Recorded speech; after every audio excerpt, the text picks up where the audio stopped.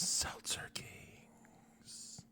I don't know, Gavin. I think you should look into taking this demon lover thing. God knows if somebody had sex with you, maybe you wouldn't be such an uptight ass all the time.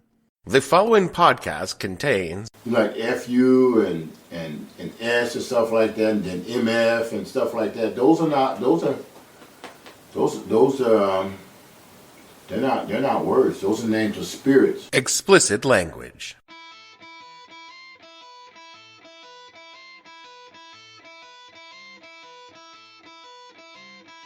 Hello and welcome to the podcast that asks a simple question.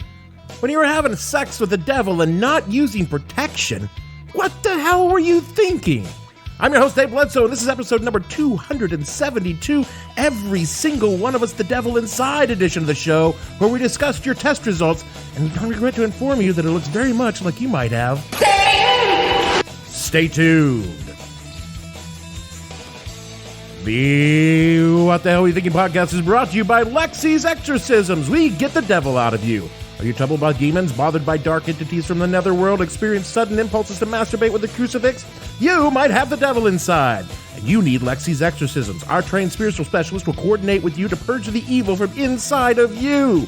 Take your pick of traditional Catholic rites, Episcopal cleansings, evangelical scream therapy, or Wiccan spiritual purging. Lexi's has the ritual right for you. No more cleaning up spit, pee, soup, vomit, and nailing the bed up down to keep it from levitating. Call our professional demonic removal specialist and get rid of your devils, demons, haunt spirits, or deadbeat brother-in-laws. Say not today, Satan, with Lexi's Exorcisms.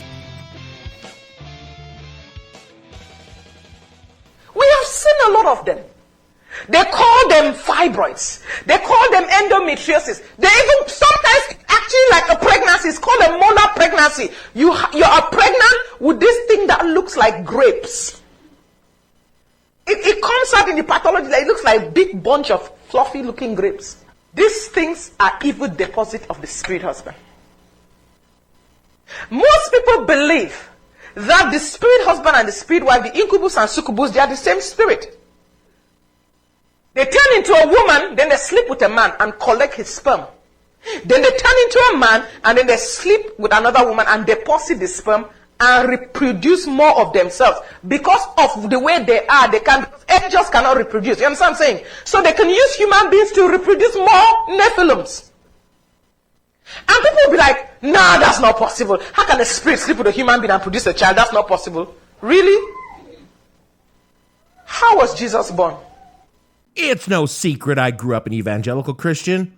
Or rather, more accurately, my parents were evangelical, and I was an unwilling Christian because given my druthers, my ass would have been at home in bed on Sunday morning. Sid, you must got the devil in you. Now, maybe, but then I was also deeply concerned about the devil.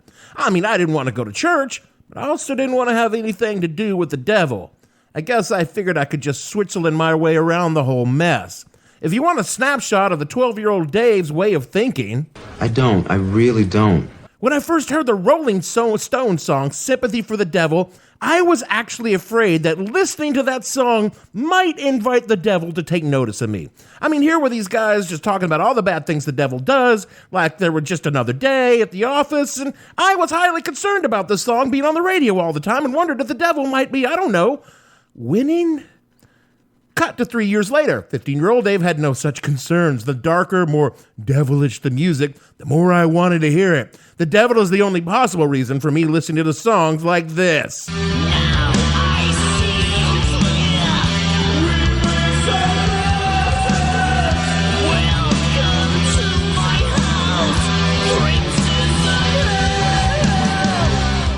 You know, looking back in hindsight, Merciful Fate fucking rocked, but it was just terrible musicians. What happened? Well, I've told that story before, but in a nutshell, the Satanic Panic happened. My parents decided I couldn't play Dungeons & Dragons, so I needed a new thing to be into. I chose heavy metal. To this day, I will never understand how a couple of books with some vaguely demonic pictures on the cover attracted their notice, but the myriad record albums I own with blatant satanic imagery escaped their notice. So long as they're not like titties on the album cover, they couldn't have cared less. So, yeah, I sold my soul to the devil for a Bathory album and 2 demonic deeds to be named later, and things have worked out pretty well since then. Praise Satan. I'm kidding, of course. I did not become a Satanist. I became an atheist. I actually think my mom would have preferred I became a Satanist because then I would have believed in, I don't know, something. Now, last show we talked about QAnon and their peculiar obsession with the satanic conspiracy, and then this week, stupidity, the gift that keeps on giving in 2020, gave us yet another glimpse into the shit-fog brains of Trump people in the form of Dr. Stella Immanuel. I don't like where this is going. The short version is Dr. Immanuel, prominently featured in a video retweeted by President Thimbledick that was just filled with lies, misinformation, hysterical disinformation, and just plain old-fashioned bullshit about the coronavirus. Dr. Immanuel told people that the thoroughly debunked cure, hydroxychloroquine, was real and that taking it with an antibiotic and, of course, the old staple of quackery, zinc, cured COVID. It does not. The tweet and the video were promptly deleted. The good doctor's Facebook page and as many references to the videos as possible were promptly taken down from social media. Even Fail's son, Don Jr., got a 12-hour Twitter timeout from shitposting because of this video after it was deleted. None of this is why I'm choosing to talk about Stella and how she got her crazy-ass groove back this week. I'm here to talk about Stella's other crazy-ass bullshit and pod friends. This is something special. It is. Taking this from her bio on Wikipedia, Stella Gwakande Ambe Immanuel was born in 1965 in Cameroon. Immanuel attended Cameroon Protestant College, a secondary school in Bali, Cameroon. She graduated from the Nigerian Medical School, the University of Calabar in 1990, and moved to the United States in 1992. Immanuel completed a pediatric residency at the Bronx Lebanon Hospital Center in New York City. That sounds reasonable. She is a licensed medical doctor practicing pediatrics at a private practice in Houston, Texas, and I want to be very clear that what I'm about to say is in no way because Dr. Immanuel is a black woman or is African or their medical school is from an African university. What I'm about to say is entirely because she is batshit fucking crazy. You're today's modern enlightened man. I like to think so. No, Stella, and from now on out, I'm just going to call her Stella, as another gig besides doctoring, because Stella is also a minister. Again, from Wikipedia, quote, the founder of Fire and Power Ministries and the host of radio's and television show called Firepower, she is a self-described wealth transfer coach and has authored several books as part of her Occupying Forces series, unquote.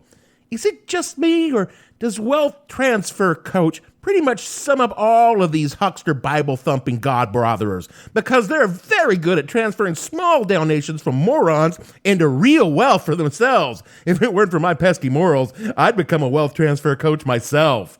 Let me share with you the bio of Stella from her ministry's Facebook page, which was restored. Quote, Dr. Stella is a prophet of God to the nations, called and transferred as God's warrior princess by the Holy Spirit. She's a true spiritual daughter of Dr. D.K. Olukoya of Mountain and Fire Miracle Ministries. She's a wealth transfer coach and believes that you can be saved, anointed, firebrand, and wealthy too. Dr. Stella, who grew up in a culture where open warfare with bold generational demons and stubborn strongholds was commonplace, feels that violent prayer and open confrontation against the powers of darkness must be taught, learned, and exercised by Christians for success and breakthroughs on various fronts in the personal lives, ministries, and families. Dr. Stella devotes her life and resources to teaching believers everywhere to identify the source of spiritual weakness, deception, and defeat, to learn the strategies of warfare and enable them to go and get and maintain their own freedom. Oh. Well, I don't even know what to say to that. Now, some of you might be thinking that perhaps Stella's just a good God-fearing woman with a fierce faith and a fiery passion for the Lord. Praise Jesus. Allow me to read to you some of Stella's own words from her book, Jesus Helped the Church Has Been Caged. We are now teaching tolerance to something as vile as homosexuality, even to our grade school children. This demon has been released to infect our generation. No matter what is said or claimed, most homosexuals are not happy because there is nothing programmed in us by Jehovah God himself that makes us inherently know good from evil. This demon will not give us peace. That's why there's so much drug addiction and suicide in the gay community. It's anti-God, anti-procreation agenda of the devil, and we have glamorized it. Okay.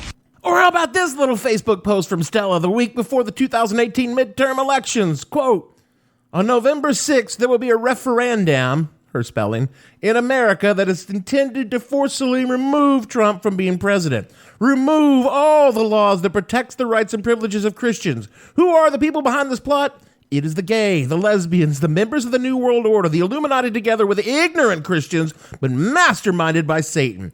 Why this plot? Obama, who is a member of the New World Order, was mightily used by Lucifer to enact anti-Christian laws and policies to make life hard for Christians and produce the DFRD microchips, Mark of the Beast, Revelation 13, and build camps called VEMA camps where Christians who refuse to take the Mark of the Beast will be tortured to death.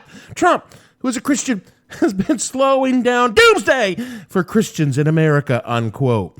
You see, Stella is all about the devils and the demons and the spirits that infect us, body and soul. Her ministry is not just a crusade to fill Stella's pockets.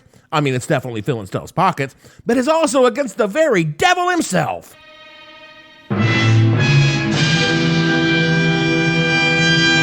Would you like to hear some of Stella's more, I don't know, let's call them interesting ideas about how the devil do what he does? If you have to ask the question, you wouldn't understand my answer. From the Daily Beast last week, quote, according to Immanuel, people can tell if they have taken a demonic spirit husband or spirit wife if they have a sex dream about someone they know, or a celebrity, wake up aroused, stop getting along with their real-world spouse, lose money, or generally experience any hardship. Alternately, they could just be having a dream sex with a human witch instead of a demon, she posits. There are those that are called astral sex, Immanuel said in a sermon. That means this person is not really a demon being or a Nephilim, just a human being that's a witch. And they astral project and sleep with people. And these demon lovers explain a whole host of medical conditions, according again to a woman who is actually licensed to practice medicine in the United States. Quote, they are responsible for serious gynecological problems. We call them kinds of names, endometriosis, we call them molar pregnancies, we call them fibroids, we call them cysts, but most of them come from evil deposits from the spirit husband, unquote. That's the clip I played at the top of the show. Oh, and by the way, for men, demon lovers are the cause of impotence because presumably, once you've had demon pussy, there ain't no going back to human. You know what I'm saying? Yeah, you know what I'm saying. Back to the Daily Beast, quote, Immanuel's bizarre medical ideas don't stop with demon sex and dreams. In a 2015 sermon that laid out supposed Illuminati plans hatched by a witch to destroy the world using abortion, gay marriage, and children's toys, among other things, Immanuel claimed that DNA from space aliens is currently being used in medicine. They're using all kinds of DNA, even alien DNA, to treat people, Immanuel said. Pokemon, which she declares Eastern demons, the Harry Potter, and the Disney Channel shows Wizard of Waverly Place, and That's So Raisin, and That's So Raisin, Raven. Oh my God, I'm leaving it in. That's So Raven. We're part of a scheme to introduce children to spirits and witches. Immanuel claims the otherwise innocuous Magic 8-Ball was in fact a scheme to get children to use witchcraft. The 8-Ball, she said, was a psychic. No! How are you a doctor? You know, if the 8-Ball is a magical entity, it's a shitty one. Because all I ever got was ask again later. And I could go into the ways Stella is wrong about COVID, but what's the point, really? It's just more of the same shit dribbling for the GOP poop shoot called this administration. It's the devil stuff that really fascinates me because the devil is back, baby, and he's really getting great numbers in certain demographics. Oh, it's a childish trick designed to confuse and intrigue simpletons. A few years ago, anyone spouting this kind of insanity would be consigned to the darker corners of the internet, maybe Coast to Coast AM if George Norrie was feeling particularly whimsical that night. Now they're being retweeted by the fucking president of the United States. That's how far we plummeted in this country. We blew past hell in a blur, leaving Satan shaking his fist and yelling at us to slow down along the way. Damn kids! We haven't seen this level of devil mania since the height of the Satanic Panic, when there was a cult member hiding behind every tombstone. Now they're back to their old tricks, cooking babies and performing rituals right in front of federal courthouses. Oh, you thought the feds were in Portland to prop up Trump's flaccid fascist doodle? No, they're really there to stop the great power of the beast from manifesting through, I don't know, a fucking kombucha shake or something. Think I'm joking? Take a listen to a Texas radio host and his caller describe a BLM organizer as satanic because of some fantasy they have in their heads about a party celebrating the shooter in the Dallas police attack of 2016. Where actually all the deaths and injuries had occurred. Oh my gosh.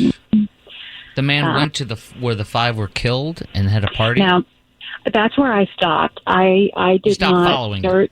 Yeah, that's where I said that was enough for me. That's right. And on that day, I did not try to look for anything. To me, that sounds satanic.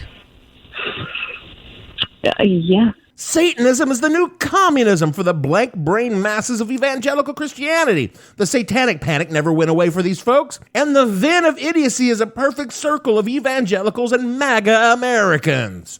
But why? Well, you have to look at certain underlying root causes that incline people to believe in conspiracy theories in general. The first is we're human beings, and our brains are hardwired to search for patterns, so we tend to find them even when none exist. It's like the face on Mars from back in the 70s. You look at that photograph and you see a face, even though you know it's a trick of light and shadows. Or if you want something more concrete, Amazon Prime Day. That shit was always that cheap. They just sold it to you for more money because they could get away with it. But you see a deal because once a year they set the price at what it really fucking costs. You're such a cynic. This brain glitch causes some people to see order behind the random patterns. And in that order, they see things that scare them, and this becomes a they, a group of evildoers manipulating the world for their own nefarious purposes. I took the following from an NBC News article about QAnon, but since the overlap between the two is a perfect circle, it still works. Quote, feelings of anxiety and uncertainty also help fuel conspiracy theories. Such emotions function as a psychological warning signal, leading people to try and make sense of societal events that frighten them. This helps to explain the widespread and ongoing speculation that followed impactful events such as the 9/11 or the assassination of JFK. Feelings of uncertainty coupled with the feeling that your life is not fully in your control anymore increases conspiracy thinking. Studies by other researchers confirm that emotions reflecting uncertainty, such as fear or worry, can increase conspiracy beliefs. Ironically, however, conspiracy theories do little to reduce these negative feelings. On the contrary, conspiracy theories only exacerbate feelings of anxiety, laying the foundation for further theorizing, unquote. But why the devil in particular? Well, I mean, he's a golden oldie. Old Beatles has been a go-to guy for Christians going all the way back to the Middle Ages, when the idea of Satan congealed out of a smattering of biblical references and a whole shitload of pagan gods. Prior to the Middle Ages, the devil was just kind of a nebulous tempter of soul, God's gambling buddy who served the purpose by litmus testing the faithful. It was the Catholic Church in the Middle Ages who took old Scratch and turned him into the infernal tormentor of souls we all know and love today. From a 2018 Vice article, quote, these sorts of accusations may stretch back for at least as far as the 14th century, when stories of ritualistic child abuse by the Knights Templar Crusader Order were in active circulation. But the first definitive leak of this conspiratorial chain goes back to 1428 and the Valley of Valais in what is now Switzerland. Locals there started circulating accusations that members of their community had entered into a pact with the devil who told them to avoid religious services. Rumors and coerced confessions spread the idea that these occult rings met in cellars to hear satanic preachings, flew around in enchanted chairs, put curses on their neighbors, and abused, murdered, and even ate children. These tales had horrific consequences, at least hundreds of accused witches were killed over the course of several years, while many more were imprisoned and tortured, unquote. Sound familiar? Yeah, it should. Oh, and it should also be noted that the Templars were targeted by the French king, who wanted to get his hands on their money and cut a deal with the Pope to split the loot between them.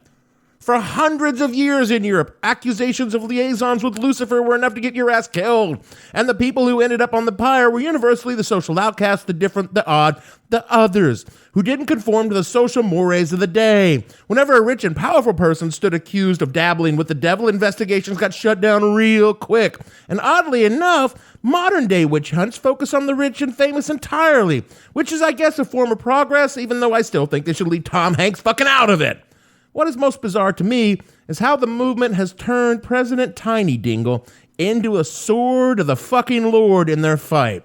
In a June 2020 article in Foreign Policy article about evangelical godfather Paula White, one of the short dick's favorite hucksters, the authors described the phenomenon thusly, quote, "Many neo-charismatics share similar beliefs. They practice what they call strategic-level spiritual warfare, where they name and describe various powerful demons who rule over various geographic territories. They try to discern the witches and other followers who act as lieutenants and recruiters, and they search out and destroy objects of occult significance that spread demonic influence. In charismatic theology, this world is dominated by Satan, and they are the only ones who see the threat. This belief might seem comical, but its adherents seek out political influence as part of their secret war. Trump's spiritual advisor is both a leading figure in the movement and a strong believer in the worldwide demonic conspiracy. In 2016, when she rebuked the spirits of Jezebel who stood against Trump, she was simultaneously attacking women who spoke out against him and engaging in spiritual warfare against the demons she associates with them. She believes the opposition to the president is spearheaded by territorial demons, and she's not alone. While she may not have actually converted Trump to Christianity, she has certainly converted many Christians to Trumpism and spread the neo-charismatic influence into the mainstream spaces," unquote. For millions of Americans, and indeed around the world, the battle for political control is not a metaphorical argument, but a literal fight against the devil who is seeking to dominate humanity through, rainbow flags or something. For most, this manifests as voting for whomever their con artist in the pulpit tells them to vote for, but for others it means taking a loaded rifle into a pizza place to look for satanic pedos. And if Biden wins this fall, it will only get worse as the fringe goes berserk, goaded on by none other than the huckster-in-chief. Because for the rank-and-file believer, this is all very real because they are ill-educated, xenophobic, and terrified a brown person will marry their granddaughters. But for the leaders, for Stella, this is a fucking money-making machine.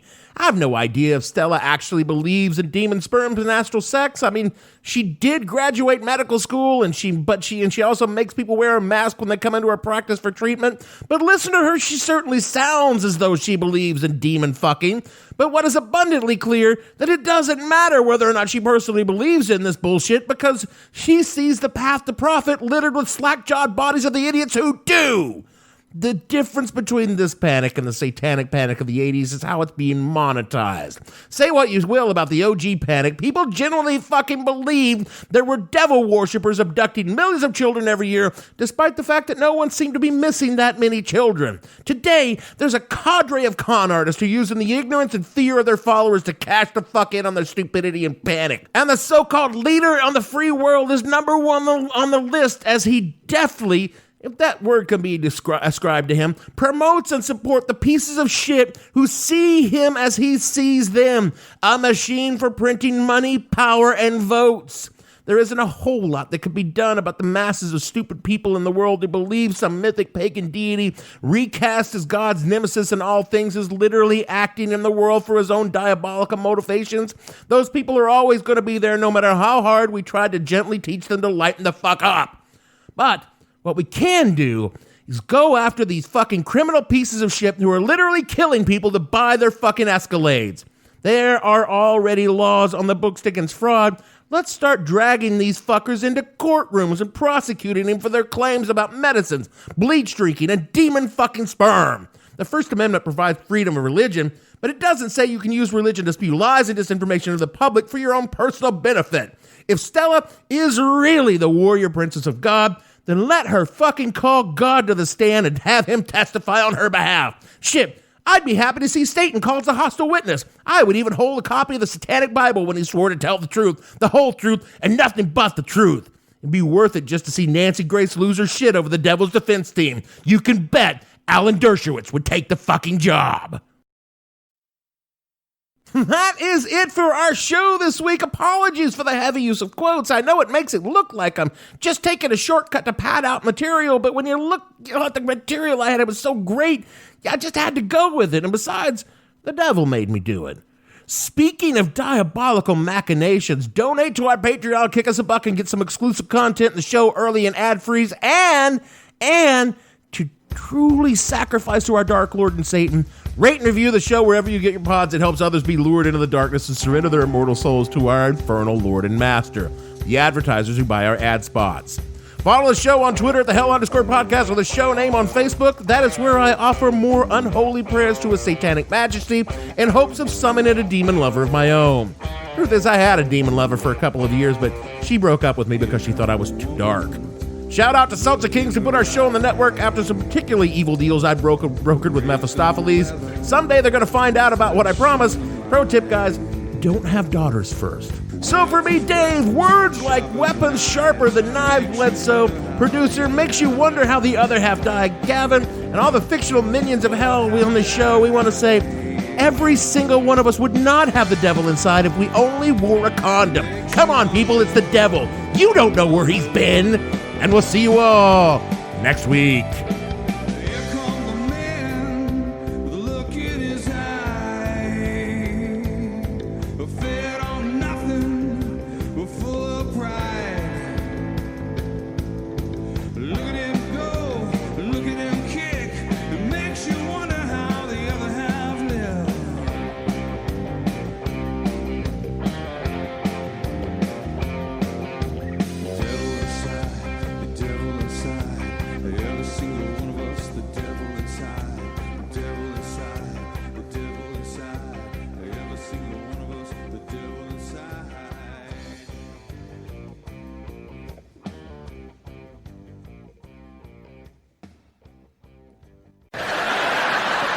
I have no ending for this, so I take a small bow.